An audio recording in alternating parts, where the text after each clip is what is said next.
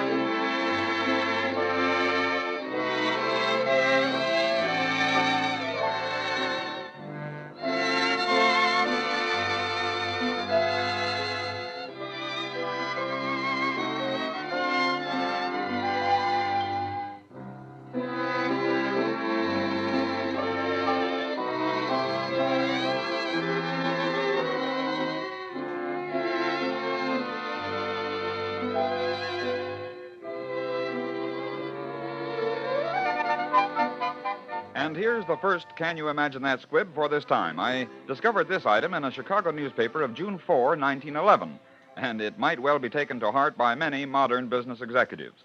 On the day before, A.J. Callahan, then chief clerk of the office of the City Corporation Council, posted this bulletin. The 10 most competent girls in this office will be allowed to primp for 15 minutes each morning.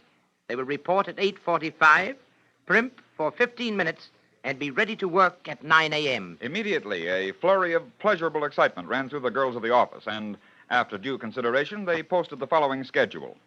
8:45, inspect braids. 8:46, straighten puffs. 8:48, fluff hair. 8:49, adjust belt. 8:50, rub face with powder bag. Which, according to the girls, was the most important item, for it consumed 5 minutes. 8:55, look at the face, head, and hair in mirror. 8:57, examine waist and skirt, smoothing out wrinkles. 8:58, carefully lay away hat. 8:59, hang up coat. 9, get busy. Remarked a spokeswoman for the girls. And you needn't laugh either. We are not allowed any more time than is necessary. Ask any married man if his wife can finish primping in 15 minutes. Explaining his motivation in this rather odd order, said Chief Clerk Callahan. It's the right kind of pride. The girl who primps is to be commended and not sneered at.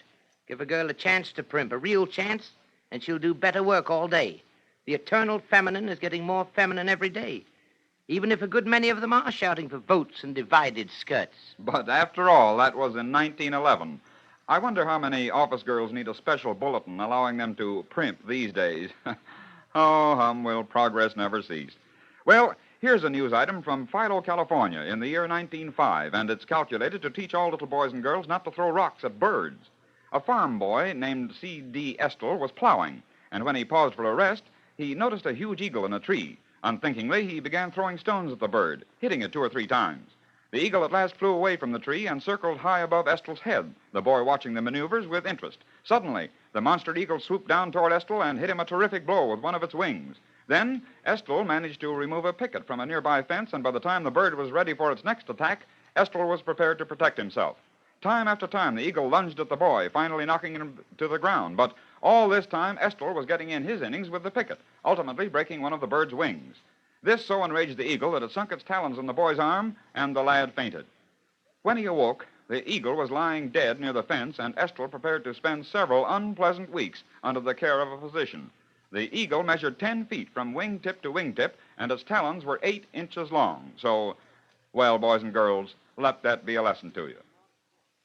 There have been many accounts of hidden fortunes, stored away by eccentric mendicants, peculiar beggars to you, for what purpose no one has ever known. For instance, in Philadelphia many years ago, Elizabeth Stork, a beggar, was found dead at the age of 85 years. In a cupboard in her barren room was discovered $500 in cash, and authorities later found that she owned the house in which she lived and the adjoining property, both valued at $6,000. And yet, Elizabeth Stork died of starvation and exposure. Can you imagine that? But here's a case that ended entirely differently, and all too tragically for one of its participants. It was on the 4th day of August, 1926, that a party of sightseers were unfolding themselves from one of those so-called rubberneck buses at Pell Street and the Bowery to explore New York's Chinatown. Isn't this exciting, Fred? Chinatown. Sure is. Nothing like it back in Adele.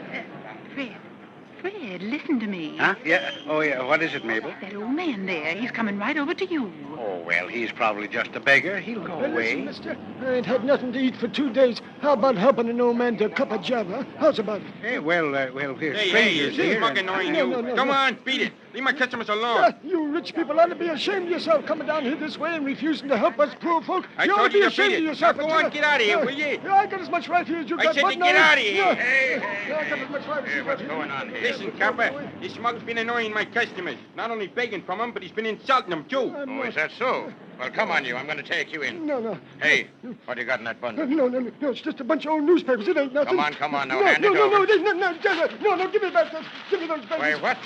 Money. Paper money. Lots of Give it to me. Give it to me. Mine. It's mine. I Go tell you. on now, go on. Keep your mitts off of this. Come on, Pop. You're going with me now. Don't take Come it. on along.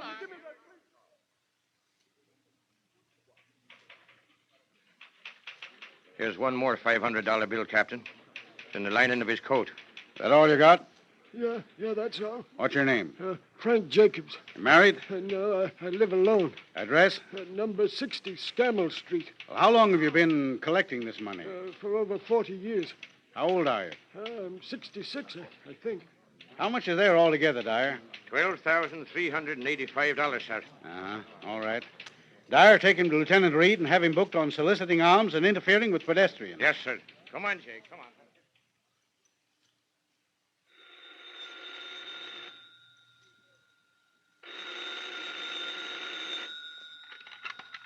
Oak Street Station, Lieutenant Reed speaking. Yes, Ed. Huh? Oh, is that so? Uh-huh. Okay, I'll take care of it right away. This is Lieutenant Reed. Call Patrolman Dyer on the Bowery beat and have him report to Inspector McAuliffe at headquarters right away. Okay. Now get me Inspector McAuliffe. Oh, Inspector? Reed at Oak Street. Say, I'm coming over to see you right away. Yes, sir, it is important. One of our men just brought in a beggar. Patrolman Dyer? Yes, sir. Dyer, where'd you go after you left Oak Street Station with your prisoner? Well, I came to headquarters and gave the money to the property clerk. You sure you came directly to headquarters, Dyer? Well, no, sir. I did visit a friend of mine on Pennell Street. Where on Pennell Street? 607. Come on, let's take a run over there. Come on, Lieutenant. Yes, sir. I want to meet your friend. What's your friend's name, Dyer? Holt, sir. Mr. Holt? Yes? Yes, that's me. Mind if we come in? Oh, no, of course not. Come in. Oh, hello, Dyer. Hello, Bill. Give me that fountain pen I left here a while ago, will you? Yeah, sure. Sure, right here. Here you are. I'll take that. Hey! That's all right, Bill. This is Inspector McAuliffe. Oh. Mm-hmm. Look here, Lieutenant. Well, two $500 bills stashed in this pen. What about it, Dyer? Here. I took them. I didn't think nobody would miss them. I needed the money. I took them. Sure, I took them. I admit. And so, that simple beginning, wherein a professional beggar accosted a busload of New York sightseers, resulted in revealing him as the wealthiest beggar in the history of the Oak Street Station and in the arrest of a New York policeman for appropriating $1,000 of Frank's long-saved fortune. Can you imagine that? For obvious reasons, several of the names and addresses have been changed in the foregoing dramatization. But the facts were exactly as you heard them. Now, as our musical Can You Imagine That this time, let's do a little more melody sleuthing. First of all, I want you to listen to a portion of Beethoven's Minuet in G.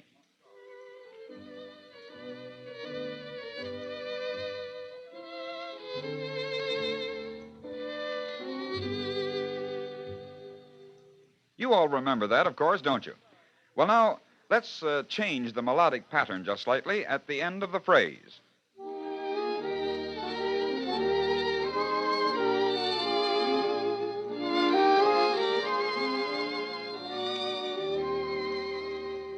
And we get, of course, it's that beloved old favorite of war times, the Rose of No Man's Land. There's a rose that grows on no man's land, and it's wonderful to see. Though it's sprayed with tears, it will live for years in my garden of memory. It's the one red rose the soldier knows. It's the work of the master's hand. Mid the war's great curse stands the Red Cross nurse. She's the rose of no man's land. I've seen some beautiful flowers grown in life's garden fair. I've spent some wonderful hours lost in their fragrance rare.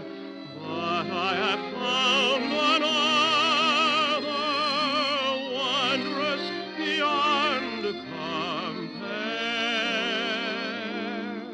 There's a rose that grows on no man's land, and it's wonderful to see.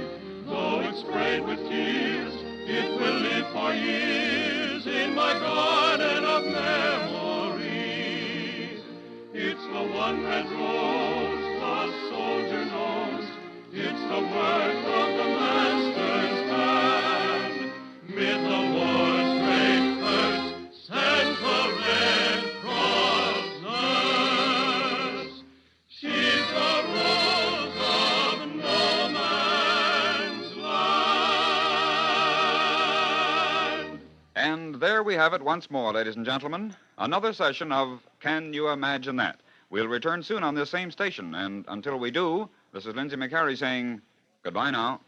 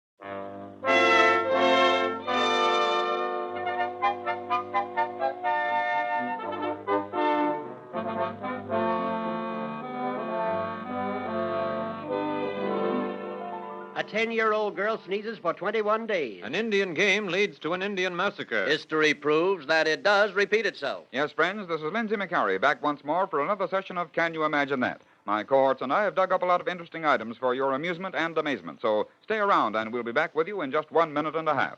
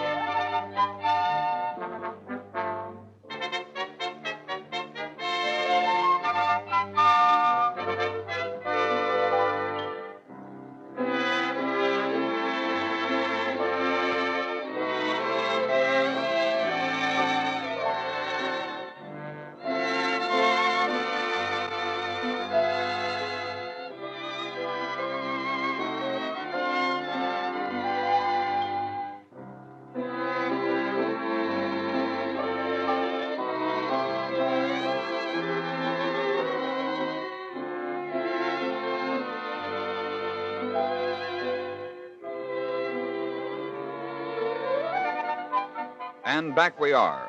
You know, written down by historians, quoted by almost everyone at one time or another, is the hackneyed and trite phrase, history repeats itself. But hackneyed as it is, trite though it may seem, it never loses its truth through usage. Many are the examples of its proof, but one of the most dramatic and startling parallels of history to prove this saying, I discovered in 2 sets of newspapers, published 300 years apart. One set of newspapers were the first to be printed in the English language outside of England and were published in Amsterdam, Holland, beginning in the year 1620.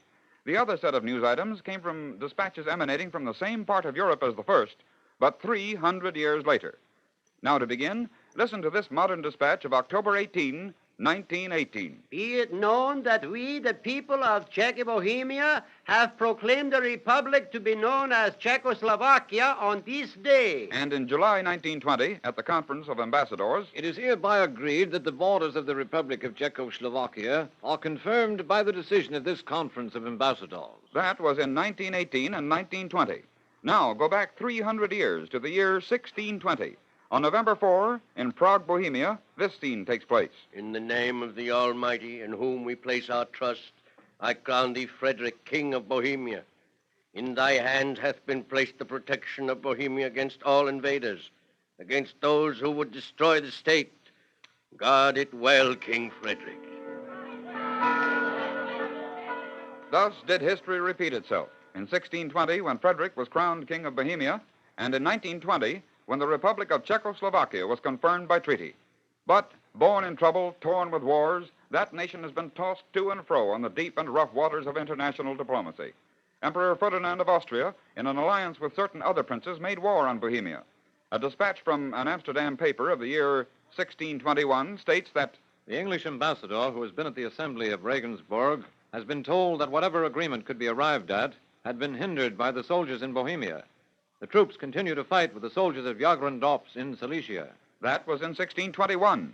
Now listen to history repeat itself again in this dispatch that reached the press of the world on September 14, 1938. Open fighting broke out today in the Sudeten area of Czechoslovakia near Eger. 2,000 Sudetans armed with machine guns, rifles, and pistols battled hundreds of Czech troops and police.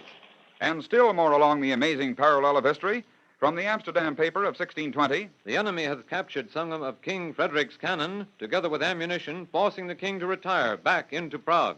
the time again changes, but the locale remains the same, Bohemia, or Czechoslovakia. The date, September 13, 1938. Flashed to the newspapers of the world was this startling announcement, grim in its impending threat of war, terrifying in its simple finality. Dispatch. Special bulletin. Prague, Czechoslovakia, September the 18th, 1938. The Czech government today rejected a Sudeten-German ultimatum, which was to have expired at 1 a.m. The ultimatum, briefly, was this. that the Czech government withdraw a declaration of martial law and remove all Czech police from the Sudeten area. The Czech government flatly refused to bow to the demands. War is imminent while street fighting still goes on in the Sudeten area. Determined to fight off the attack threatening independence, Czechoslovakia went ahead with war plans, strengthening fortifications, mobilizing troops. Now, move back in time once more. Suddenly, in 1623, crushing defeats were overwhelmed the Bohemian nation. And in the month of June, 1623, in the city of Sedan, sits a man, once King Frederick of Bohemia, now a man without a nation. He writes a letter to his wife. The end has come. I shall go to Hague, perhaps there to plead again.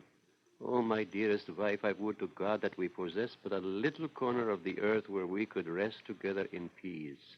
Thus wrote Frederick, King of Bohemia, in 1623. And once more, history repeats itself. Listen to the parallel. The time, October 5, 1938. Another man, another century, but the situation. Listen. Therefore, I, Edward Banish, resign my position as President of Czechoslovakia, because I feel by doing so that I shall remove an obstacle to the new conditions which now confront the state. And the finale? Go back again to the 17th century. The tramp of soldiers echoed through the streets of Bohemia. General Tilly's men, victorious, taking Bohemia in the name of their master, the Emperor of Austria. Back to the 20th century, to October 6, 1938. The same country, only the time is different. Marching into Bohemia, into Czechoslovakia, are troops of a dictator, Adolf Hitler's jubilant fighting men. The tramp of their boots echoes and re-echoes through the streets where once marched the men of General Tilly, of Frederick, of Ferdinand. Yes, history does repeat itself.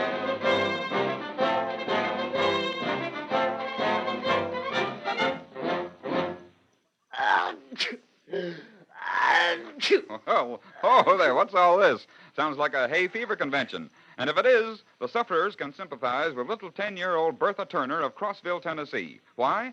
Well, according to a news item we dug up, Bertha had started sneezing, and for 21 days, just think, 21 days had kept it up.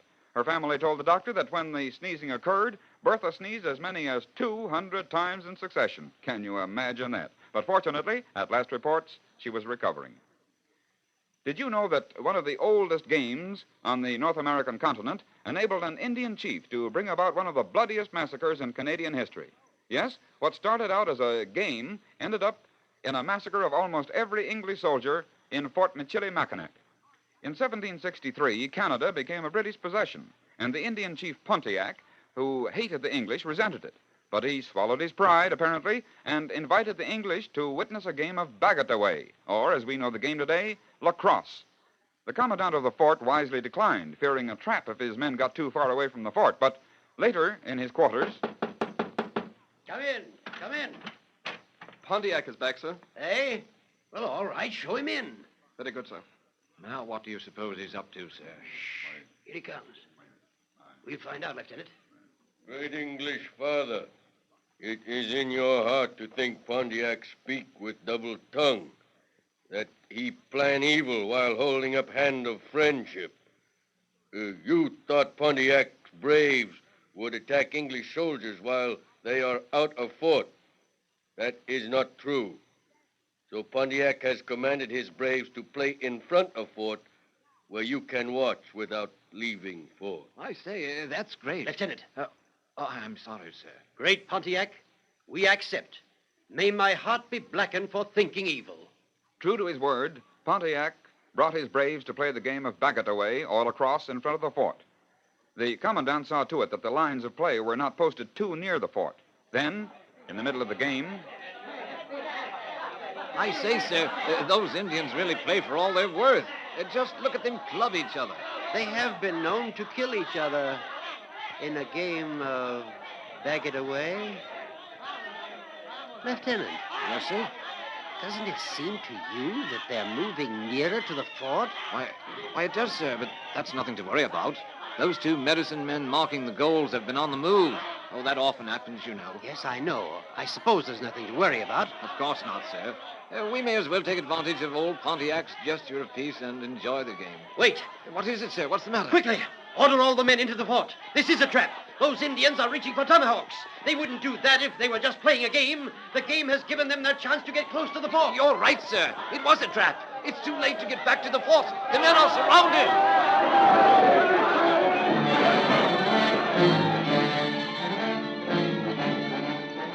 And it was a trap. Under cover of the game of lacrosse, the Ottawa Indians surrounded the English soldiers, poured into the fort, and tomahawked every Englishman in sight. Thus, what started out as a game ended up as a bloody massacre. Well, comes now the time for another oddity in music, or rather, we should say similarity. In browsing around the world of music, we've picked up quite a lot of interesting facts. And here's one you can play detective with. First, we're going to let you listen to our pianist play a bit of Rustle of Spring.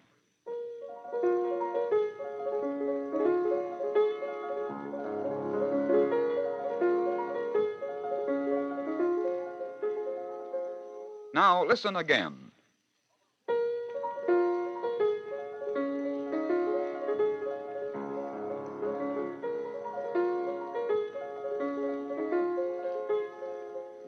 Did you catch any resemblance to a popular number of a few years back? Well, rather than have curiosity get the better of you, we'll play the popular number for you. It's Sweet Little You.